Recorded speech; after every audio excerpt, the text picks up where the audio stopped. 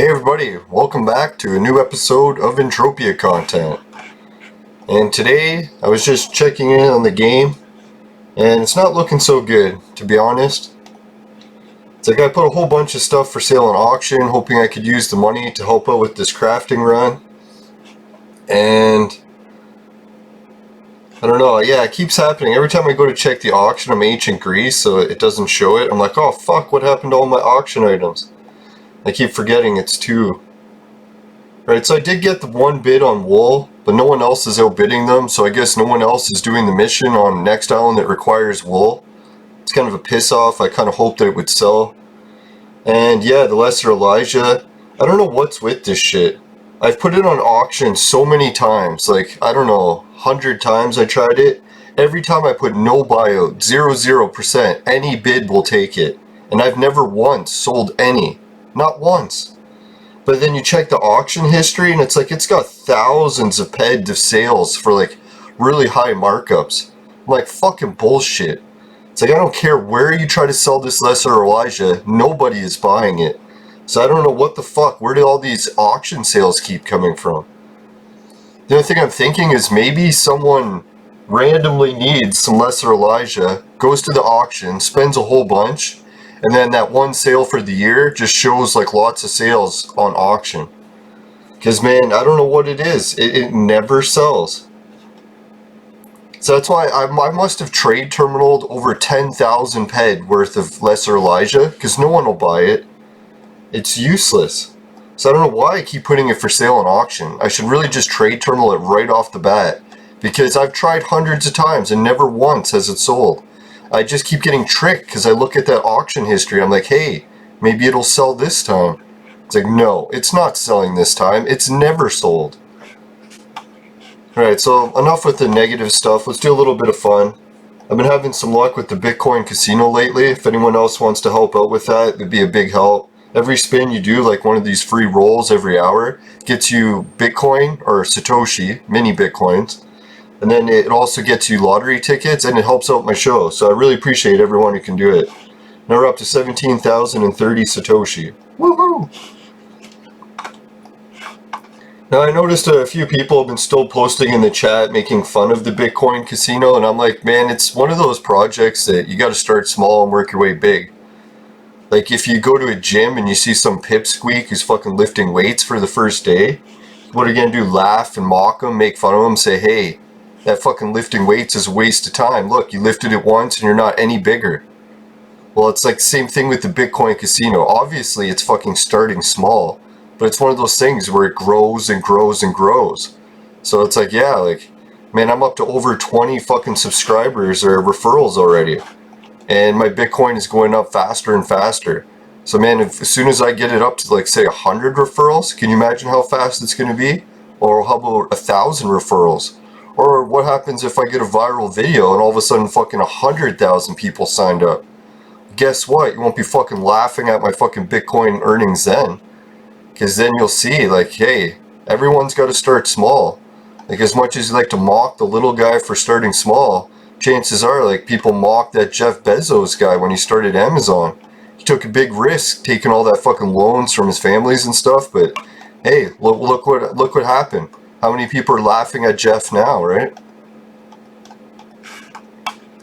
So I don't know. Like I don't want to be making fun of my viewers or like saying Bitcoin stuff is a waste of time. It's like I even had a few of my friends like, man, that Bitcoin stuff is worth so much or so little, you're wasting your time. I don't know. To each their own. Really, it's always a matter of perspective, what's a waste of time and what isn't. Right, I'm back. Nah, sorry, I just had to go and change the water in my vaporizer. It was fucking getting pretty nasty. It was almost like pure orange or yellow. Really loaded with ammonia.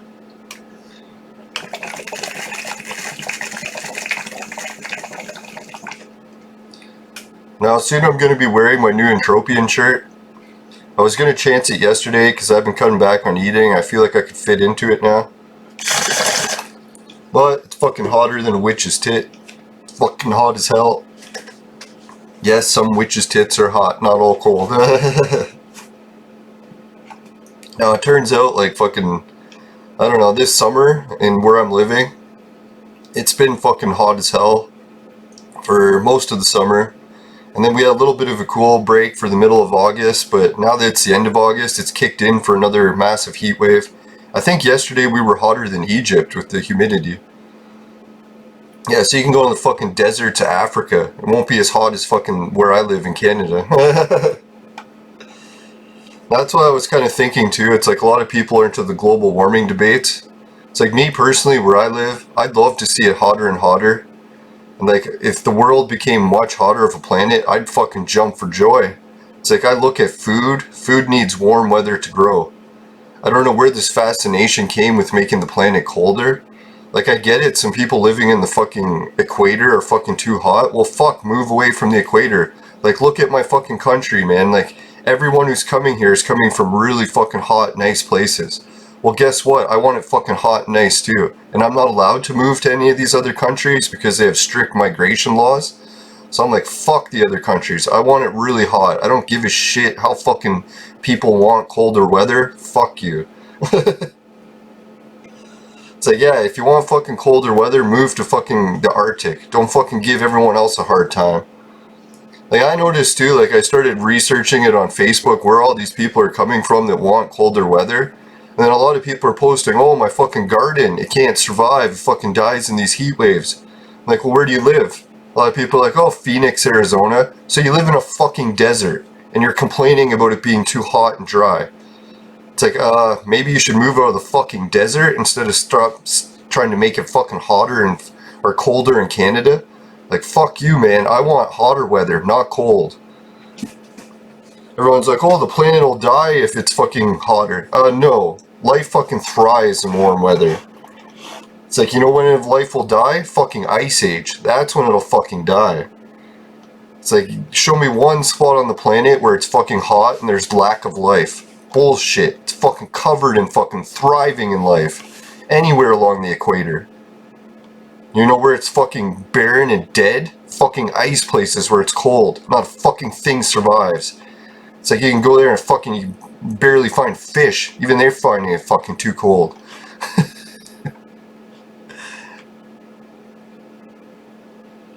Now I was thinking like the power of the media in Canada is so powerful that they could actually convince the public that they want it colder. Like you're talking people live in snow 9 months of the fucking year and you're gonna make them pay a tax, to boot, to make it fucking colder. It'd be kind of like going to someone who lives in the fucking houseboat on the ocean and be like, you know, buddy, you gotta pay a tax because you don't have enough water near you. You need more water. Even though you're living in the fucking ocean, yeah, you need more water and you're gonna have to pay a tax to get it. So yeah, I don't know, this global warming thing.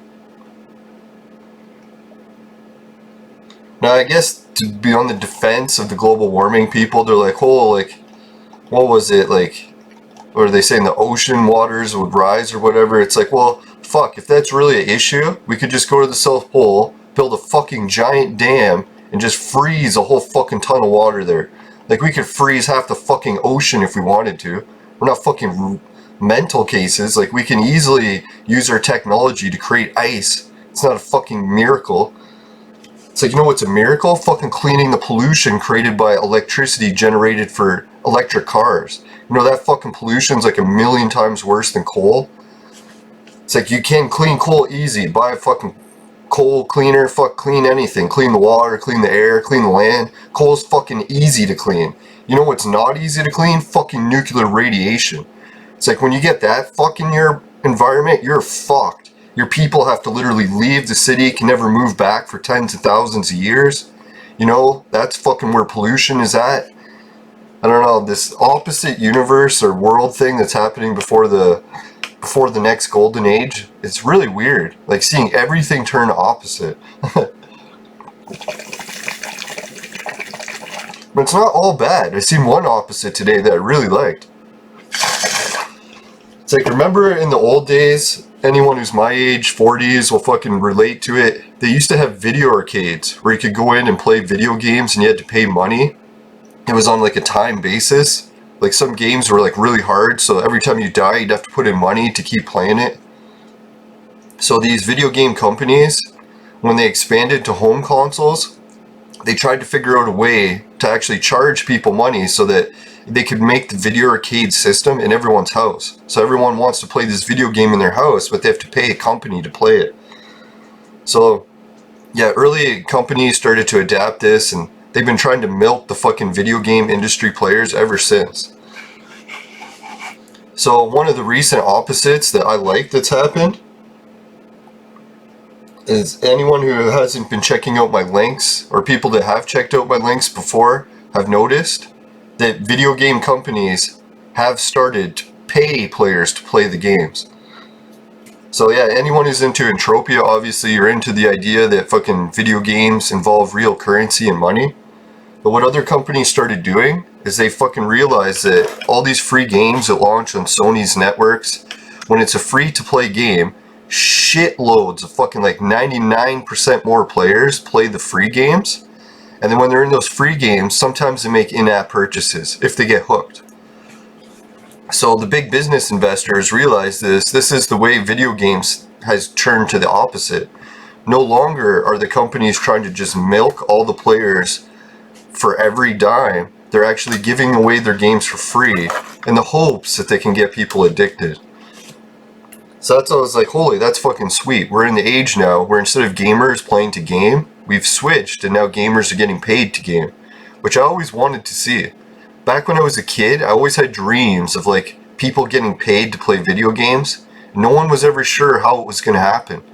Like a lot of people started to think, maybe we'll start having these tournaments, people show up, you can play games and be a professional gamer.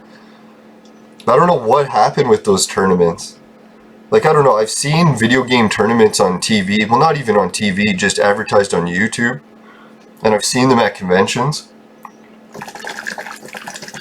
But what I noticed is that a very small player pool actually plays in these fucking giant tournaments for money.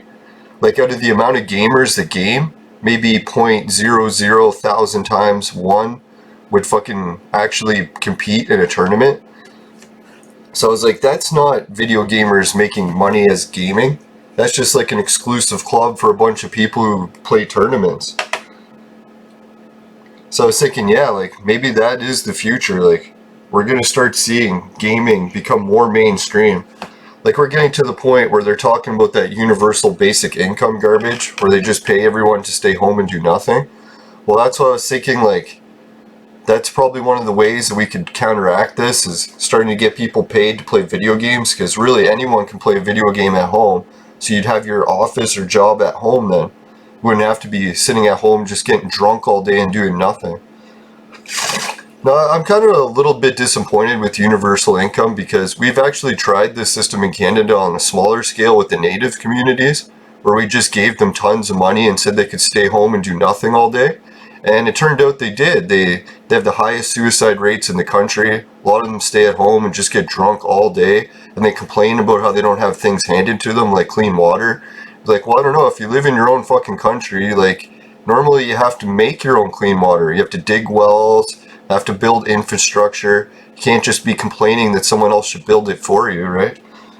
That's the thing with the First Nations communities. A lot, they say, hey, they want nothing to do with Canada. They want to be completely separate, have their own reserves, their own police, everything.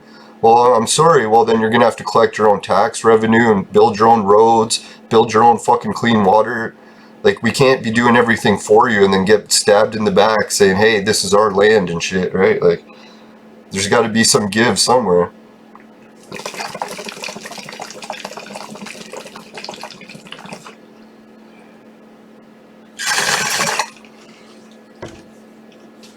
Now, I noticed that's with a lot of plaques are starting to go up in Canada now, talking about our history of slavery and stuff. It's like, come on, if you want to talk about history of slavery in Canada, you can't just say all the negative stuff. You have to add in the positives. Like, Europeans here were the first to end slavery. It's like we weren't the fucking whipping slave drivers that these plaques are trying to make us out to be. Like, sure, slavery was everywhere in the world at that point. We were the first people to stop it. So it's like, why would you pick on the people that were the first to stop slavery and start calling them slave drivers? It's like, how about you look in the mirror? Look in fucking Africa and the Middle East and native reserves where slavery's still running rampant. It's like, I don't get it. This whole world of opposites is a little fucked.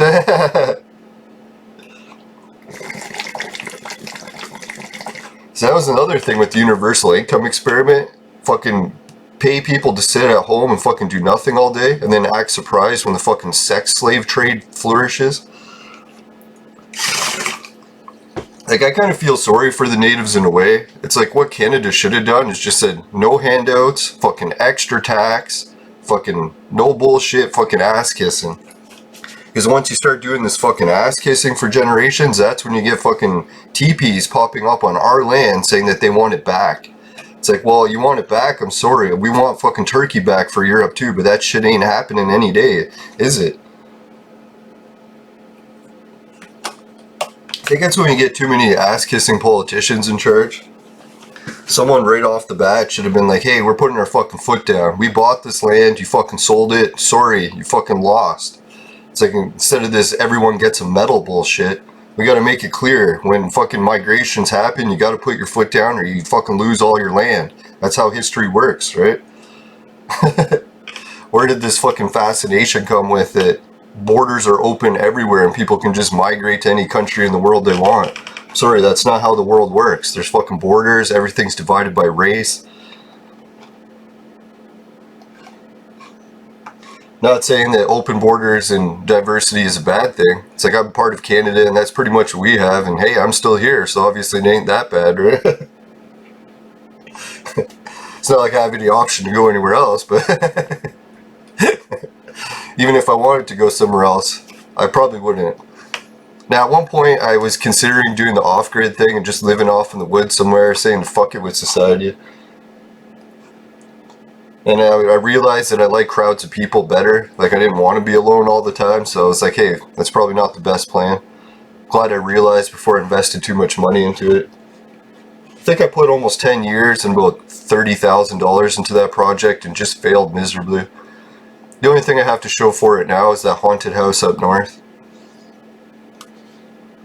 Yeah, how it went is I was going to buy land in the middle of nowhere, and then I realized that I needed a base somewhere near the land where I can store supplies to build shit, because if you just bring your supplies to the middle of the nowhere and then start trying to build, fucking animals will destroy everything. Like fucking bears will just rip things to shreds, fucking beavers will chew it all up. So then I decided to go for a house near the land in the middle of the nowhere so that I could go back and forth from one spot to the other. Then I had my big work injury, couldn't go up north anymore, so the whole plan fell apart.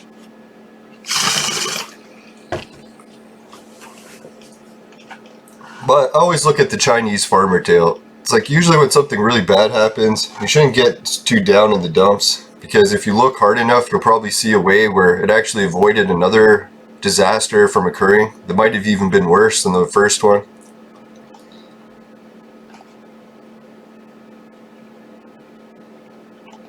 It's like those people on 9/11, when they missed their flights, it turned out that they were actually lucky because the Islamic State was attacking us. War that continues to this day. That's why I find it really funny when people are talking about, it's like, why are we always bombing Islamic places? And it's like, well, I don't know, we are at war with the Islamic State, maybe that's why? That's how I was thinking. It was weird. A lot of comedians have been saying it too. Isn't it kind of funny to go to war with someone and then open your borders to their population and say, hey, everyone from the place we're at war with, you can come live here.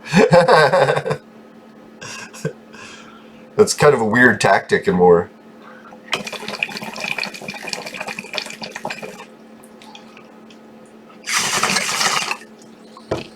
I think maybe there's a little bit of confusion because at one point the Islamic State and the terrorists were separate entities, and then as time progressed they just merged and became one officially. So it's like we couldn't actually separate the two anymore because officially they're actually the same thing. And I think what it was is politicians like to dance around that subject for quite a while. They're like, oh, the Islamic State and the terrorists are two different things. And it's like, now they're officially the same. So it's like, okay, how can they make it up anymore?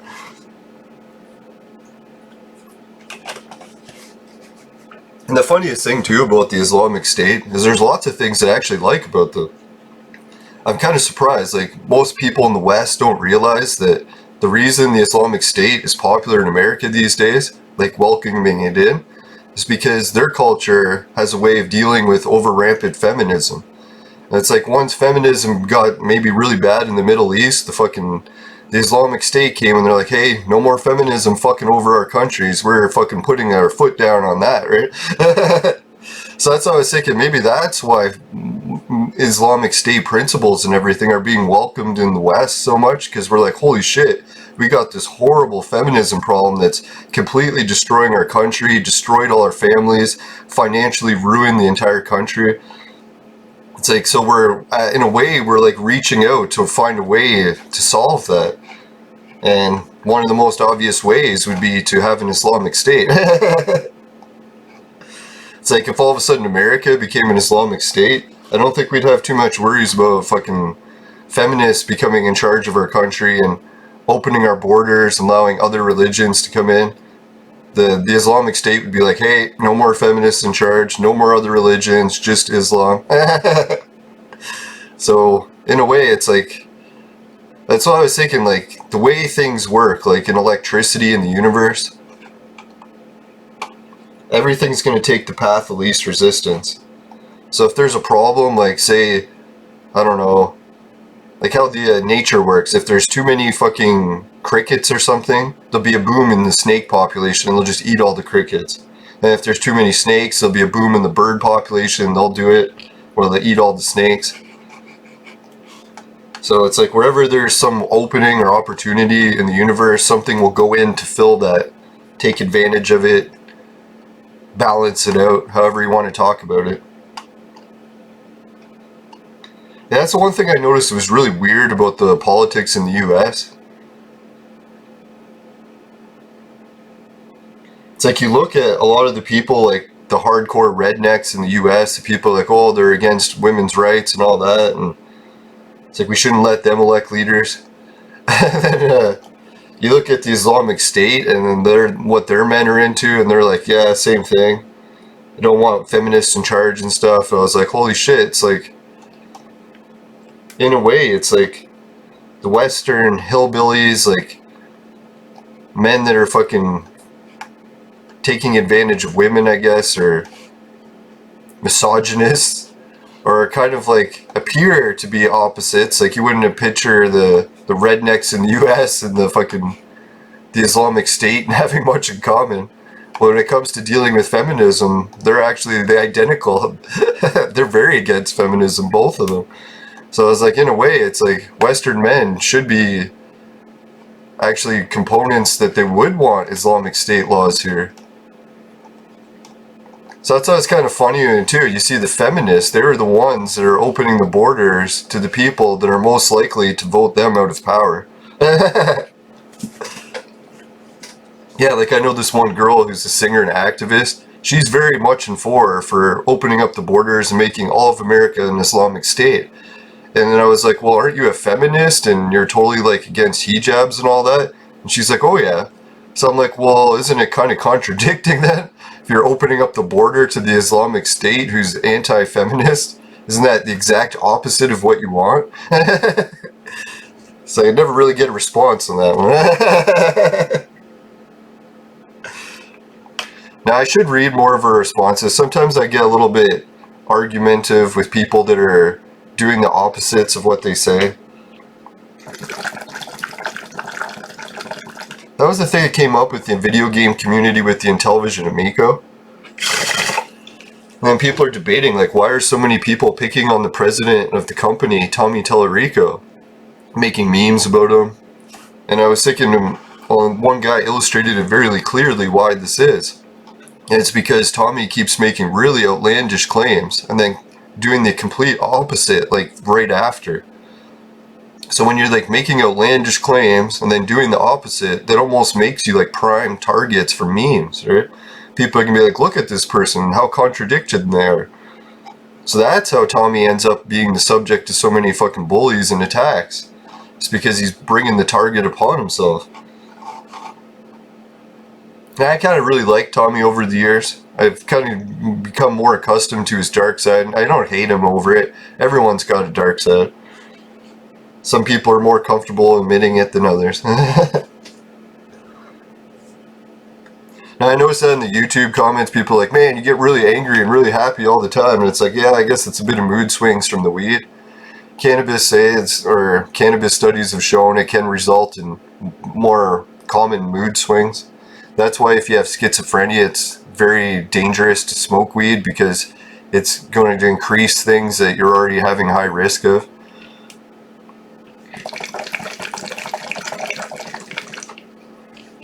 Now I noticed it got worse for me too after my concussion. And I looked into that and they're like, yeah, like having a short temper with concussions is very common. But I'm lucky that at a point that I can reason with it most of the time. So even though I get really angry, I'm like, well, there is another side to this that I should look at.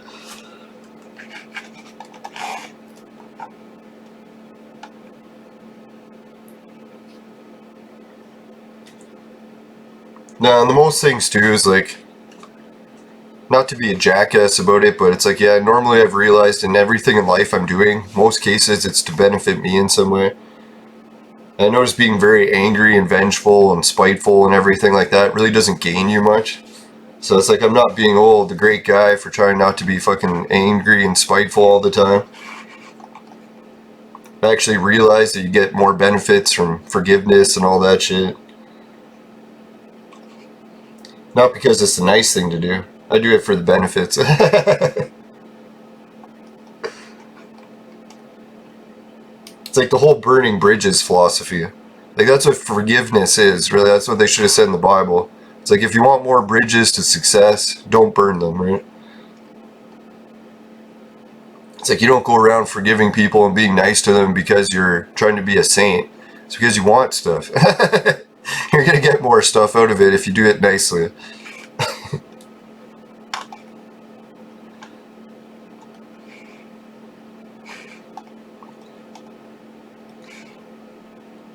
Yeah, it's like how many of those guys that are going to church are actually into the church and the Bible and shit? Or how many of them are just into the church dating scene? You know, those Catholic girls. Now, I went to a Catholic school, and I guess I don't have too many tales like that. Or not that I can repeat, at least.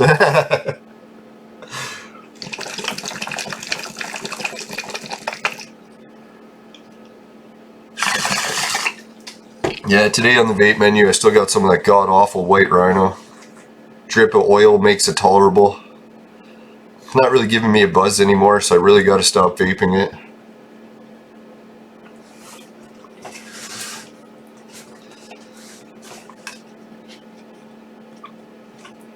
Yeah, I gotta go inspect the damage. We had quite the windstorm last night. Who knows, might be doing some harvesting today.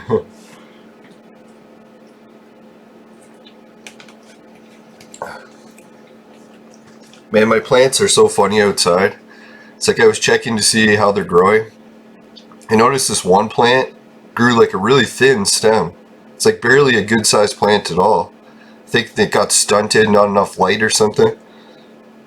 But it's so funny because despite having this little scrawny stem, like barely the size of a fucking pen, and it's starting to fucking grow like the biggest buds out of all the plants I have. And it's funny because I compare it to other plants. This one plant, I swear the fucking stalk is almost the size of my arm or my wrist. And it's fucking got little tiny buds on it. I was thinking, what the fuck? This giant plant has hardly any bud on it, and this tiny little one has fucking huge monster buds. Now I'm starting to get freaked out. Like at first I was like, oh, these plants I grew didn't have enough time. They're fucking gonna be scrawny buds. Man, some of the plants I'm going to have to support because the buds are already getting too big for their stalks. That one that's too big for the stalk too, man, does it ever look juicy. It's like I know some nugs look kind of dark and like they're green, but they're not like bright green or nuggety, they're sort of airy.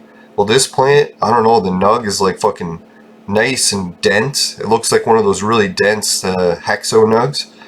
And it's fucking nice bright orange and green. It's not like a dark color. So I don't know, I'm kind of tempted to pick that one right away. I should let it keep growing, but I don't know, it's already starting to bend the stalk. I do have some tomato cages next to it, so I was thinking, shit, that's all I'll have to do. Yeah, sorry guys, I don't have much content going on fucking Next Island. This is one of the hardest planets to do episodes because really there's nothing to do here. Like this sweat location is pretty much abandoned. Like when I first found this place I was lucky, there's a whole bunch of people sweating. But since I've returned, I haven't seen any of them except for that one girl I was talking to. Yeah, she was really cool. I can't remember what her name was. I thought I took a picture of us sweating together so I could remember, and for God's sakes, that picture doesn't exist. And it's weird too, because I remember like going on different angles, trying to get it just right, so when I hit the picture button, it would turn out good. Not only did it not turn out good, fucking didn't even save it. Oh man. It pisses me off, fucking technology, man. I guess it is hard for programmers to get shit to work properly, but man, you just expect you're paying this much money and you hope that the thing is gonna fucking work. But will it?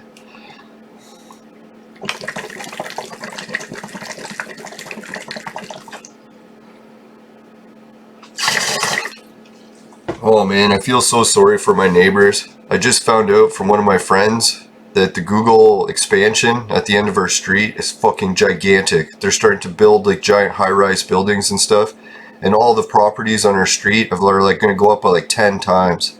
So that person who put their house on the sale privately and didn't put it on the open market, they probably lost like $3 million.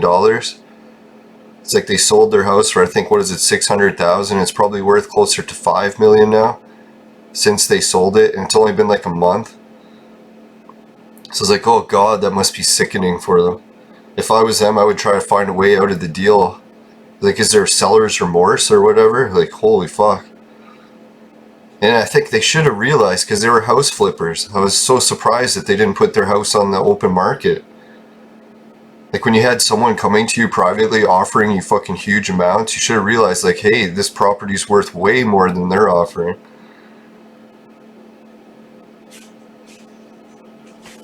It kind of makes me sad in a way though, because eventually my property taxes, like, we lived in a poverty area our whole life, so our house value was going from poverty to fucking extreme, all because of Google moving in.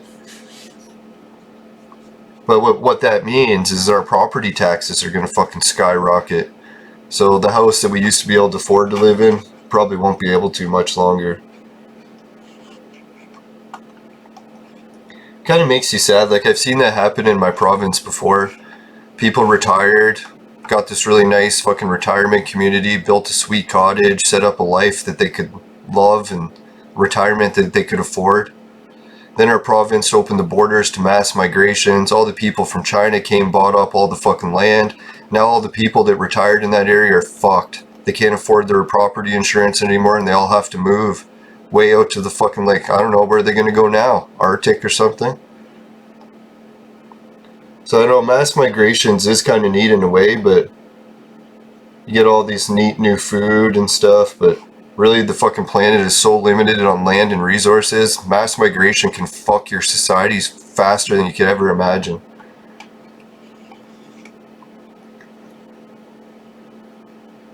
But maybe it is part of the whole creator's plan. Everything has to be the opposite before the golden age. Like, really the only solution we have to this mass migration problem is you could go with Bill Gates' idea of just culling the population down to 500 million or whatever. Or you could go with the idea of Elon Musk and just try expanding in space. Get to the point where we can build condos in the moon and Mars that can hold billions of people, maybe even 1 trillion people. See, I think maybe that's the ultimate solution. I shouldn't call it that. It's the greatest plan for the future would be to build a condo on the moon that you could buy a condo for, like, say, $100 a month rent or something. So people would be like, holy shit, I can move to a condo, but it has to be on the moon, but I get it for $100 a month. And make it like a mansion condo too. So everyone would be like, holy shit, let's move to these condos on the moon. Then that would solve the whole fucking overpopulation problem. Because then most of the people that were poor would all just live on the moon. And then all the rich people could live on the earth, and it'd cost a fortune to take a vacation anywhere on the earth. So that's one interesting solution. I shouldn't call it a solution, a theory. Poor choice of words. As long as we're not taking trains to these fucking bases on the moon. Then I'll be a little suspicious. It's like all on board the one-way trains to Mars.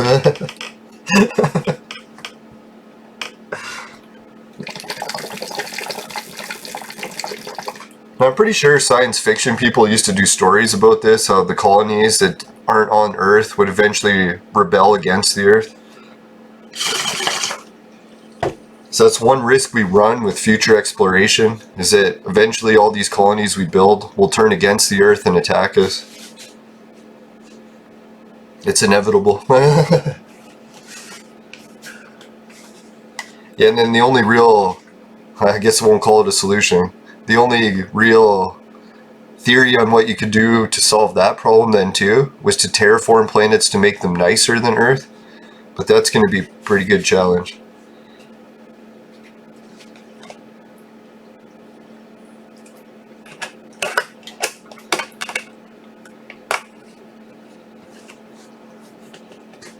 Yeah, I wonder if that's what happened with how we got to Earth in the first place. Can you imagine? It's like somewhere way out in the solar system or a new different universe or a whole other dimension. People started running out of space, so they created the Earth simulation. Like, okay, make sure we keep the Earth simulation a secret so it doesn't get too filled with people. And eventually the Earth simulation gets too overcrowded and they're like, ah, fuck, gotta create a new simulation. Remember that problem used to happen to me on Calypso a lot? Sometimes the sweat teams, they would get tired of too many people sweating in one spot because a lot of people would go away from keyboard and fuck it up. So what they would do is they would start a new sweat community somewhere else. And then that same problem would happen where all the people that were the problem in that other community would work their way over to the new sweat communities and the same problem would just start there. So it never failed. No matter how many places we went and started new sweat areas, the hordes and hordes of people that would just go AFK would show up.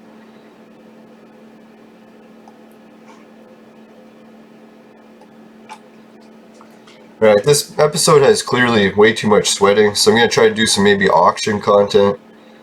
I would do some crafting content, but I'm still waiting for the update on Next Island. I kind of wish they didn't like tell everyone, hey, the new update's coming, and then like fucking week later it's still nothing. Like, I don't know, how long can I wait here? Like maybe a month, and I'll be like, holy shit, no update, I gotta get the hell out of here.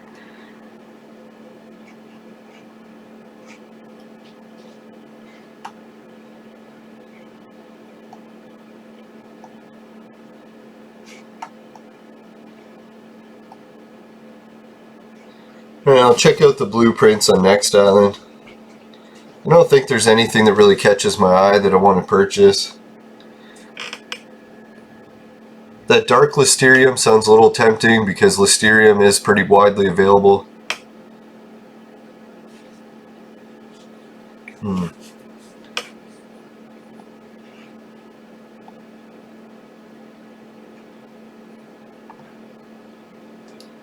Yeah, that bikini print is still pretty common on auction. But at least I haven't seen it flooded on auction, so that's not a bad sign. Hopefully Next Island didn't give too many of those out.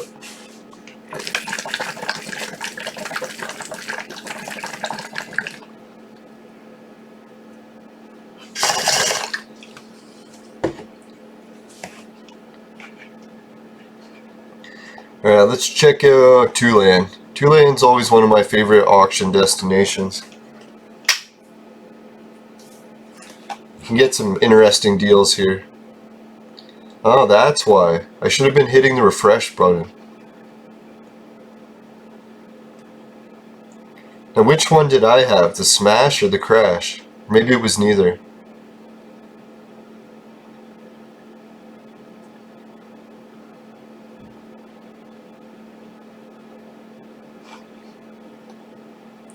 Let's check out the estates on Calypso. Oh, there we go. So I was thinking, if I was ever like a famous YouTuber and I had tons of money, I think I would invest a fair bit of it into Entropia, and I would just be like, hey, I'm gonna buy a land area. One of these land areas, like a Mytheria Outback land area, I think the cheapest I've ever seen one go on auction was like 75,000, but I think it was like an island one or something. I could be wrong about that price. I think it was around that.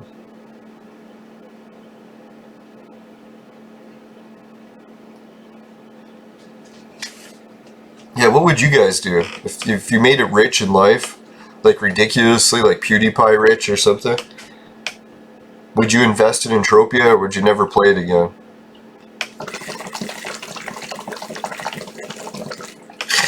Because a lot of people are playing Entropia to try to get rich. Like, I know you shouldn't do that, but I know a lot of people do. So it's like, can you imagine, like, if you were already rich, would you still play it to try to get rich then? Because it's already something you've achieved.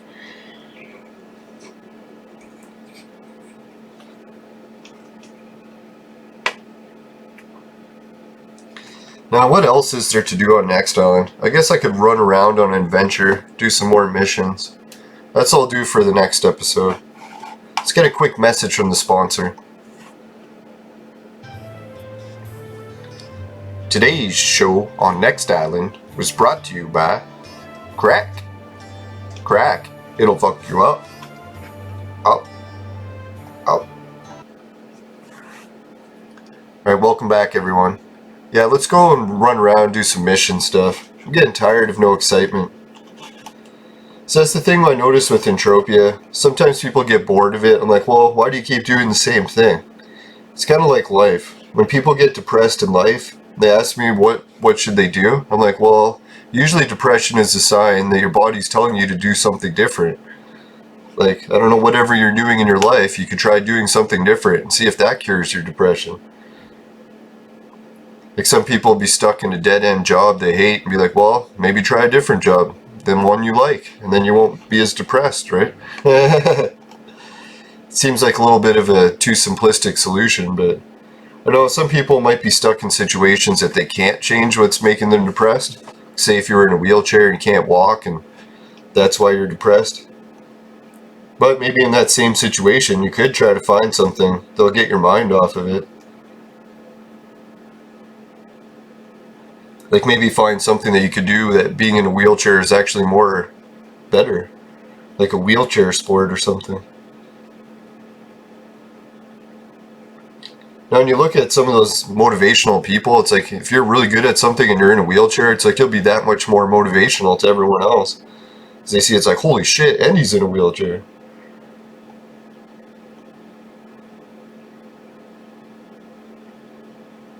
Alright, which is the place that has fucking missions? I don't even really know any. Alright, swing by Crystal Peak. See if I can find anything there. Maybe I'll have to bring up the advice of Wikipedia. See if that thing fucking loaded yet or not.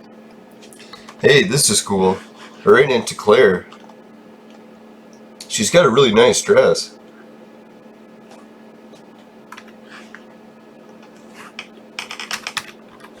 I think she's some sort of player representative. She helps out people on Next Island.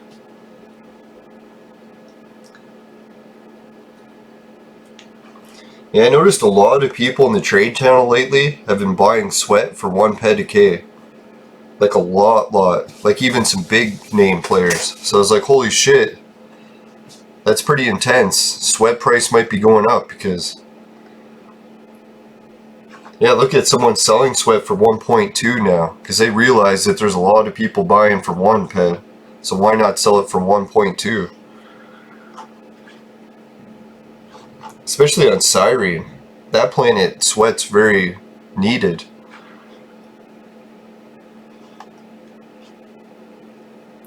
Alright, well, she doesn't seem able to help me with missions, so I'm going to check the Entropiapedia thing and see if it's booting.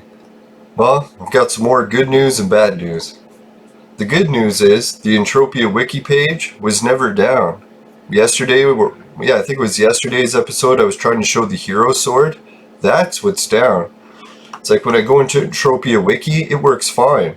But if I type in Hero Sword into the search and press search, it just crashes. So it's like, I don't know, something with the Hero Sword. All the data to do anything with the Hero Sword is no longer on it. So that's kind of annoying. And I've noticed that happening a lot lately. Like when I was going onto Facebook the other day, I needed a picture of my convention album. So I'm like, okay, I'll type convention into my search field, into my post history. Will it find it? No. So I'm like, why? It's like called convention in the convention folder. Multiple times I wrote convention in the title. Type convention in the Facebook search, it just doesn't find it. I have to manually go and get it. And I look it up and yeah, it was called convention. Just didn't find it. So that's the same thing keeps happening with Google lately. I'll know something that I want to Google, I'll type it in, and it just doesn't come up. And it's like, what the hell? Why are all these search engines broken lately? Like, is there some algorithm problem that's going around where all these search engines are no longer working? Is this like part of the free speech thing where they're censoring out so much shit that it just doesn't even work anymore? Like, I don't know, like, what was wrong with Hero Sword? Why aren't we allowed to look them up anymore? Why does it crash Wikipedia or Entropiapedia? Or I'll try it again.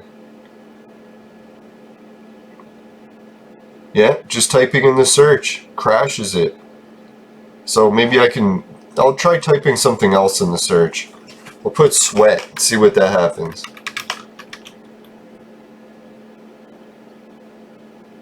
Okay, good. It isn't just Hero Sword. It's the whole search feature. So Entropia Wikipedia, you can load the home page, but nothing else works. If you try doing a search, it just doesn't return anything. Which is fucking annoying. Like, isn't there people donating money to this and shit? Why doesn't it work?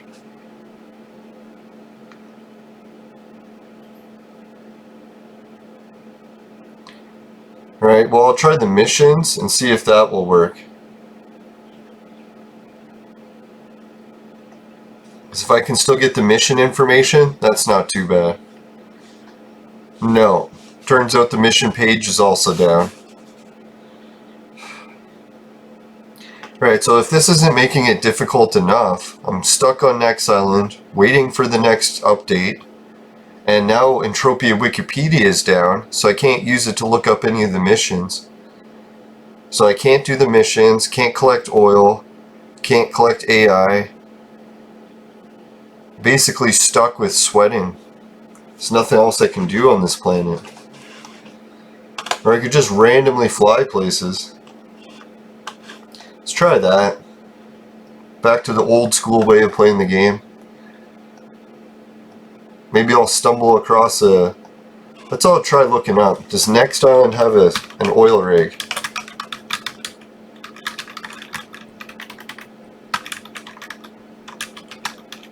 If I find an oil rig, that'll be sweet.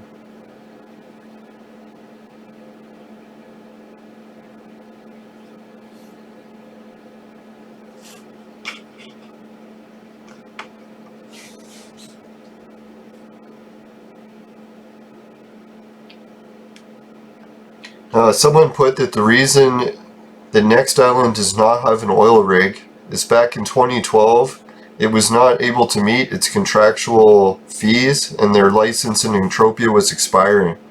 See, I was wondering that. Maybe when you own your own planet in Entropia, you have to pay a fee to own it. That would suck. So they're definitely not going to be putting no oil rigs when the planet's tanking.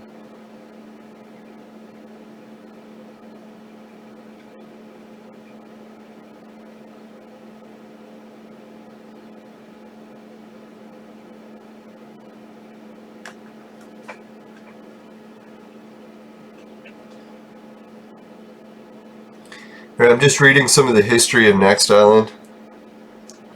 It says something about this guy named David Post was an entrepreneur. See, this is a waste of time. I should be at least collecting sweat while I'm talking.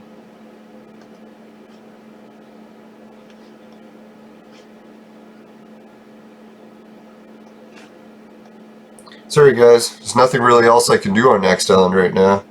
Unless well, I guess I could do rock picking. Yeah, let's try doing some rock picking. No, but I can't while I'm talking, because I'll have to be reading.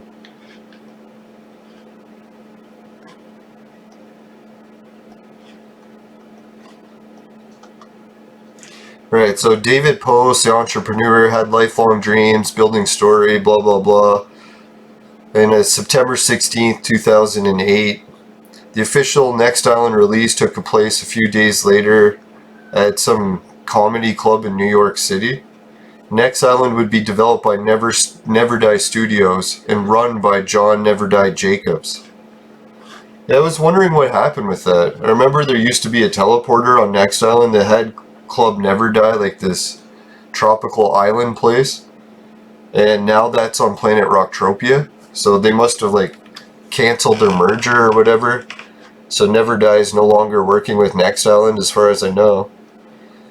Well, let's read. It's got some more information. It says on December 8th, 2010, Next Island saw its initial launch. Reception was mild, primarily due to the lack of any content, with the exception of the Never Die Island.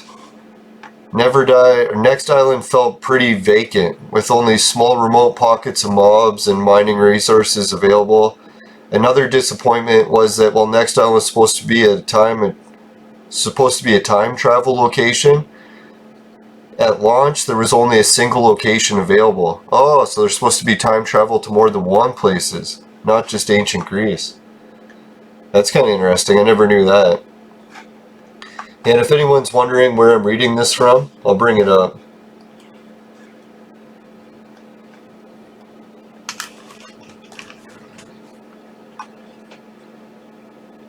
Uh-oh. Next Island had been severely plagued since launch by a severe lack of an economy. Not enough items existed to enable colonists to sustain their living. Not enough content was introduced to allow new players to really immerse themselves and to stick around. Next Island was always meant to focus on casual gamers, but even casual gamers need a sense of purpose, and that was one of the major factors that it felt it was lacking. Newcomers were attracted by marketing efforts, but found too little to do and have reason to stay, and thus left again. Lack of items and blueprints ensured that many colonists who visited Next Island found it hard to be able to sell their goods, and thus they took a financial hit because of it. Yeah, that's what I was thinking too. This is really hard to do episodes here. There's almost nothing to do on Next Island. I even tried asking my viewers to come help me sweat the fucking Cyclops, and no one's coming to help. It's just it's empty here. Even the launch of time travel, discovery of ancient Greece in March of 2011, could not save the planet. While the technical... Oh yeah, man, is that when they launched it? That was sweet, because they used to have the herb box for sale in the trade terminal, and all these other really cool weapons. Those weapons from back then are worth something now. I guess that was like fucking 10 years ago almost. Jesus. Alright, while the technical aspects of time travel worked well, meaning that future weapons and items cannot be used in time, there were simply not enough different resources to enable the hunters, miners, or crafters to remain self-sustaining. Over the course of late 2011 and 2012, those paying attention to Next Island noticed a change in the pace of the planet. Suddenly, it seemed like there was finally a true creative drive behind the planet, which molded the current staff into an actual development group. Content being released more frequently and in increasing volumes. New missions, items, blueprints, and content were being added, and colonists who kept their eyes open were able to get their hands on some cool-looking Greek items. At the same time, Next Island seemed to have started exploring other ways to promote itself, especially joining other companies, Transformers, a stint with an online modeling agency, and giving away computers. Fuck, I never got into any of that. However, none of them seemed to attract the numbers it hoped for. Yeah, I never even heard of it. See, this is the problem I noticed with Entropia.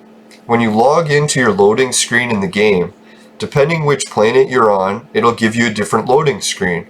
So if you happen to be on Next Island, you'd find out about this shit. But if you're on Calypso, there's no way in hell you'd hear about it.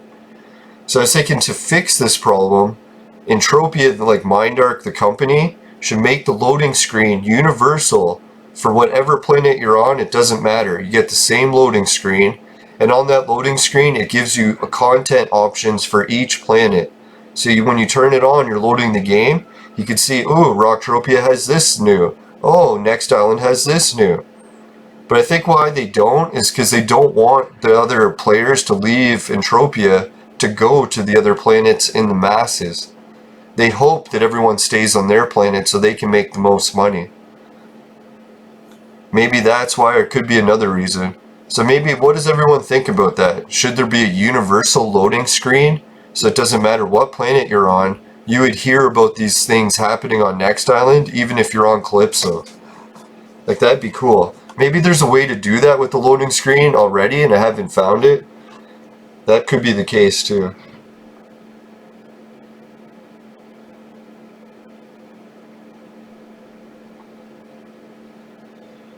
Alright, March 17th, David Post announced on Facebook that funding was found for Next Island. The news sparked hopes and hearts of anyone who held Next Island dear, which were many. Yeah, it is kind of a beautiful planet. I like the tropical scenery. But, unfortunately, the investor backed out. Mr. Post had no contingency plan in place, and a few days later, due to the deal not working out as hoped, the entire staff for Next Island was let go. Holy shit. Like, what do you need a staff for these planets for? Aren't they, like, self-sustainable? Like, once the planet's built, what do you need staff to do? Make new missions and stuff, I guess, but should Mr. Post fail to sign a deal or find someone to take over development for Next Island, it seems the days of Next Island are numbered. Should this indeed become reality, we would like to sincerely wish everyone involved with Next Island the best of luck.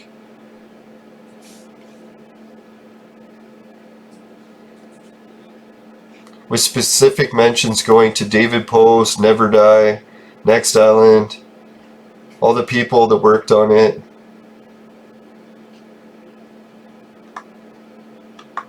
Right, as of 2013, David Post put he still owns the lion's share of Next Island and it's still operating, but no new content being added at this time. He's focusing on crowdfunding platform.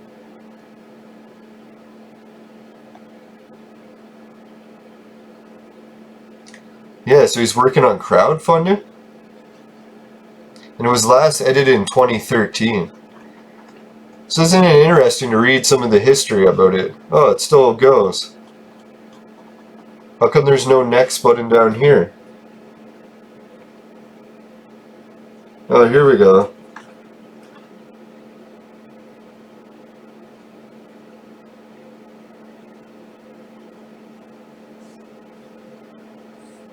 Yeah, people are putting that Rocktropia is collapsing, and I'd like to disagree with them, but to be honest, from seeing how it's going on Rocktropia, we haven't had any new content in years too.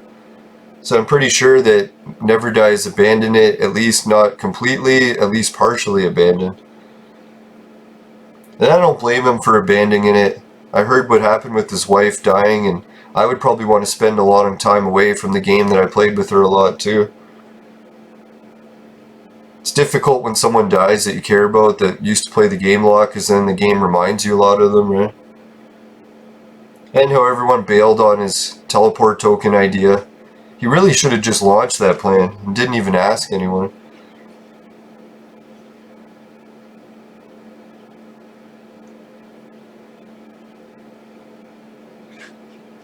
Well, it's kind of some sad news, I guess, with everything happening in that situation. But I don't know, I guess maybe his crowdfunding found success because it appears that more Next Island content is being created. So that must mean content developers are working on shit.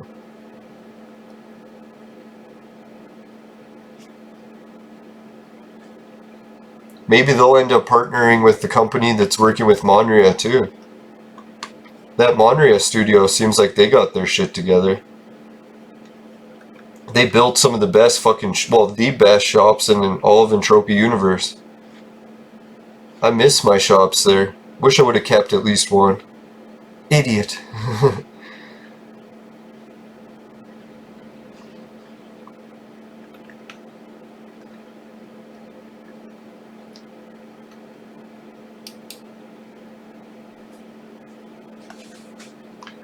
Hoping I can get this level 2 after me.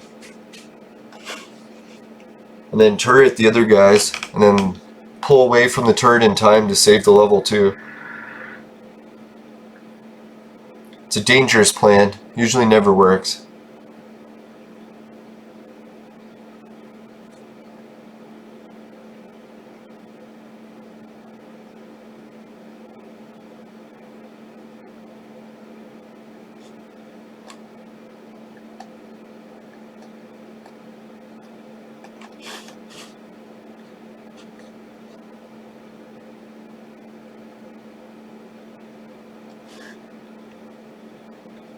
Oh my god, the plan worked. Can you imagine? See how many people thought that was gonna work. So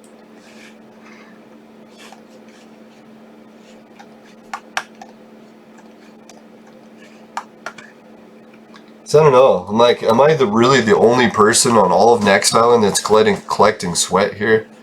It does seem like a bit of a waste of time because I could just get sweat shipped here from another planet, huge amounts of it, then not have to collect it here at all. But it's giving me something to work on, build up skills. I did get a new level in dodge the other day. Couldn't believe it. So now I'll be able to dodge attacks even better. Alright, so maybe I'll check out what's happening with this Next Island article. See if there's any updates. I'll go to the last page.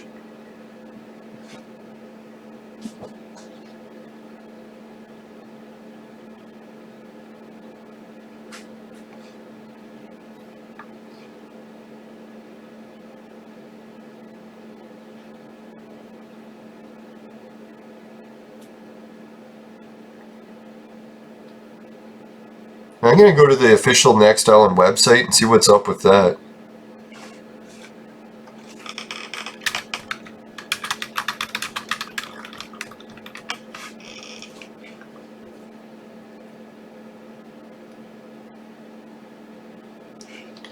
Alright, so now I'm on the official Next Island page. This is where we should be able to get some good information. What's happening?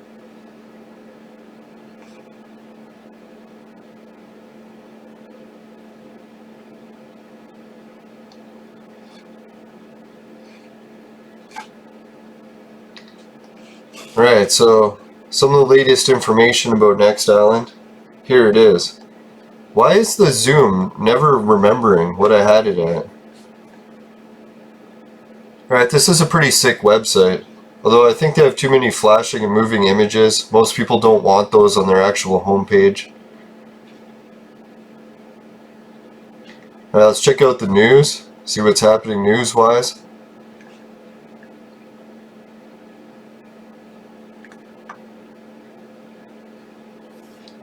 So here is the update from June. Storage terminal, turrets. Yeah, they added more turrets. That was good.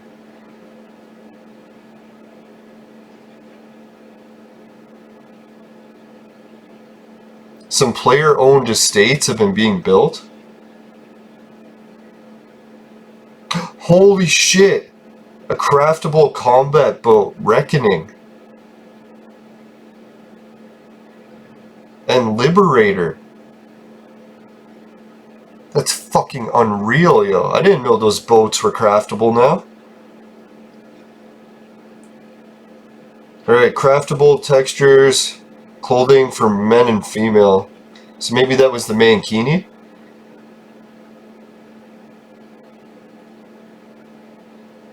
Oh yeah, here it was. The player requested Next Island mankini and bikinis.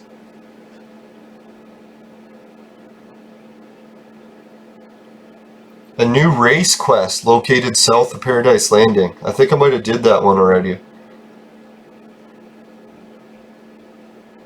A daily crafting quest? I should check that out. I don't like the daily hunting quests. Some treasure hunt?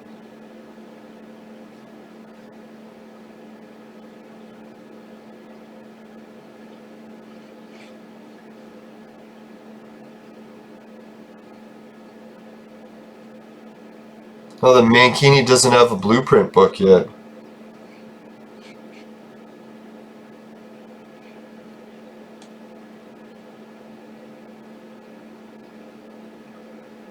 Ah, the Minotaur horn. That's what I need, I think.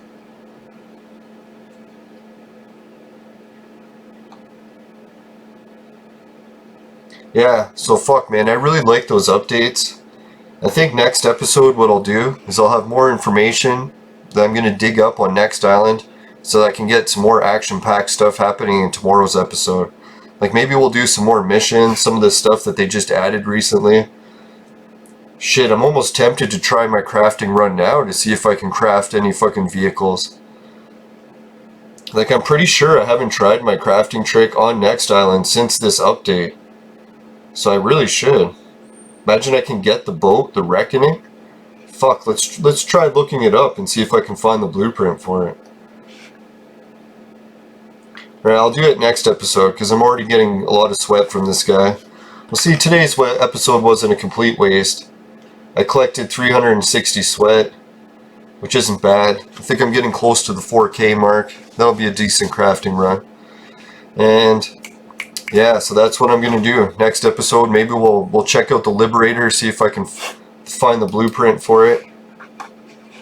I'll be able to look it up on auction, I bet.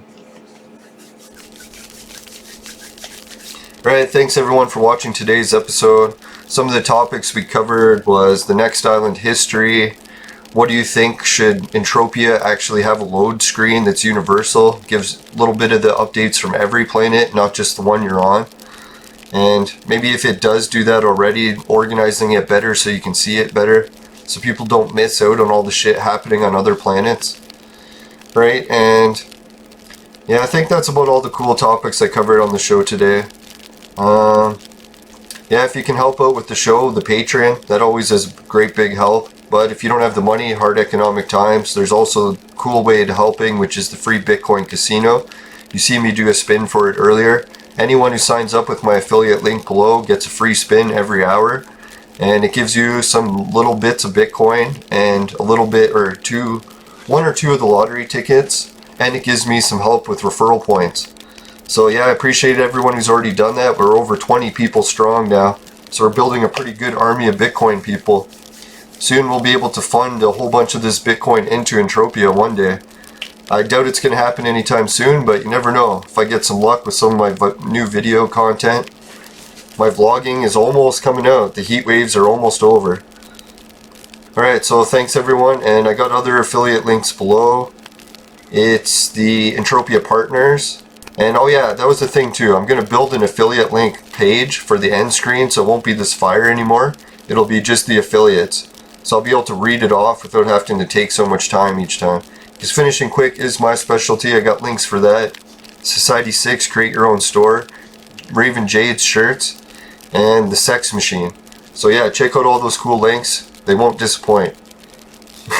Except for the ladies in the sex machine. They don't have one for you yet, but if you need one, call me. I'm just kidding. And let's see, if we get some Cyclops eye in your vaporizer, and the eye juice tastes like shit, then give the show a dislike. But if that doesn't happen, I really appreciate all the likes I can get. And yeah, just make sure you never purchase the products from my sponsor. It will ruin your life. Bye for now, everyone. See you tomorrow.